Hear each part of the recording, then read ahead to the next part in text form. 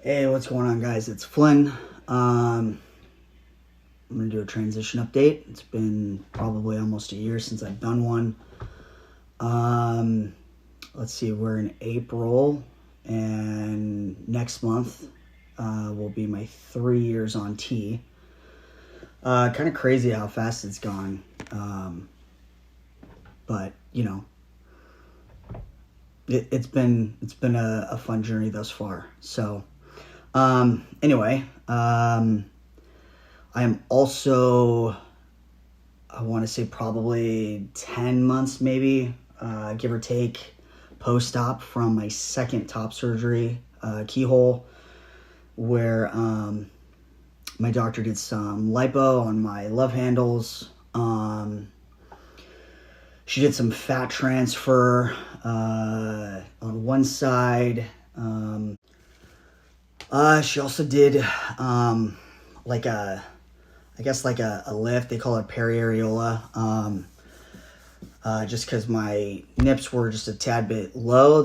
I think they're still on the low side. And I'll be completely honest, I'm not super happy. From first surgery till now, it totally looks different, but I'm ultimately still not happy. There's still a lot of leftover skin, I believe, especially when I hunch over kind of like this, which, you know, the elasticity just isn't there anymore. I mean, I'm almost 42, and so as you age, that goes. So I think I'm ultimately going to have to have some kind of version of a double incision. It may not be large scars, but there may be scars regardless. So with that being said, I will probably end up having a third at some point. Not right now, but I'm 90% confident that I'm not going to go back to my other surgeon. And I will more than likely also go outside of Kaiser and pay out of pocket. I think I'm going to get the best results that I want by going that route. And so I have a couple doctors in mind, one in Newport Beach and another one in La Jolla. They're both pretty well known. They've done a ton of female to male top surgeries. And so either one of those, but again, it's not cheap. It's not really the route I wanted to go. But I think ultimately I'll be happier going that route. So, in other news, I'm going to be having bottom surgery. So my surgery is scheduled for May 31st, 6:30 a.m. I am excited and terrified all at the same time. It's a big surgery. This is only one of probably four. But this first one's basically going to consist of completely removing all the female parts. So full hysterectomy. They're going to use what I got already with the growth that I've gotten from being on T the last few years and create me a little baby dick. I'm going to get scrotoplasty. So they'll create basically empty sacs until I have them filled in with prosthesis. And then a pubic lift. The pubic lift basically is kind of like a mini tummy tuck. They're going to kind of pull things up and have it in position where a normal cis male genitalia would be. So there's that. Full vaginectomy, basically, so they're going to sew me up. I'll have a catheter for probably about a month or so, depending on if there's any complications. Big complications with this are fistulas, because they're going to create me a new urethra and or a longer one so that I can stand to pee, which I believe they take from the inside of my cheek. And so fistula and I believe it's called strictures are pretty common. So basically holes in the urethra. So hopefully though, there won't be any of that and I'll be able to pee just fine, no issues. So yeah, that's coming up in another month. I have a pre-op on the 20th of May, which is funny because that is my 3-year T birthday, which is kind of cool. But I'll probably be down for about a month. I'm out of work for about 2 months, and so yeah, just trying to get things ready for that. I hear it's a pretty gnarly recovery, and so I'm hoping it's not as bad as I'm anticipating. But again, we'll see. So some little updates, I guess, over the year. My T levels had kind of changed. I'd say back in October, maybe November, and so I had to switch up my meds. At least my dose, that is. So I'm now taking 80. I believe it's 80 milligrams a week. I'm still doing. It's not really twice a week anymore. I'm doing it every 5 days. I don't even know what it's called. Anyway, the thickness of my blood was elevated, and so she kind of wanted me to back off because I guess that could be a side effect of T. And so I haven't really done any blood work in the last couple months. I've kind of been putting it off only because I didn't want her to mess with my dose again. I finally feel a little more regulated. I had felt that I was off originally when I went and had more blood work done, and I knew they were either too low or my levels were high, and they ended up being really high, like in the 1,000 mark. So with that, she dropped my dose by 5 milligrams, and then she had me doing my shot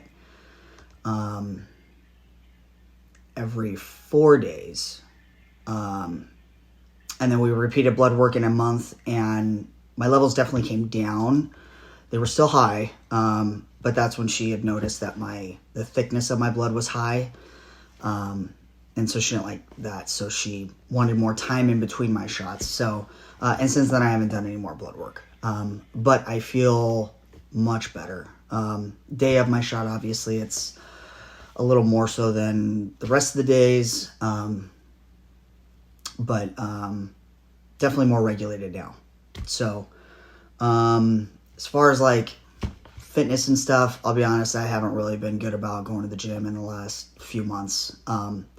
But my body is still changing, which is crazy. So from probably a year ago, I am much more broader up top. And I still got thick thighs. But like my hips are kind of narrowing, which is nice. It's still obviously not where I want to be. But things are still changing. I would say that I was like a medium shirt a year ago, and I'm in a solid large now. My pants, I've kind of fluctuated. I'm anywhere between a 32 and a 34, depending on the pants. And funny enough, my feet have grown. And I think I mentioned it like a year in, but I've really noticed it now. Like all of my Vans that I have, my toes are up to the edge, which sucks. I think I'm probably wearing like a 7.5 in men's. Like that gives me a little bit of room. I always used to buy my shoes a little bit big.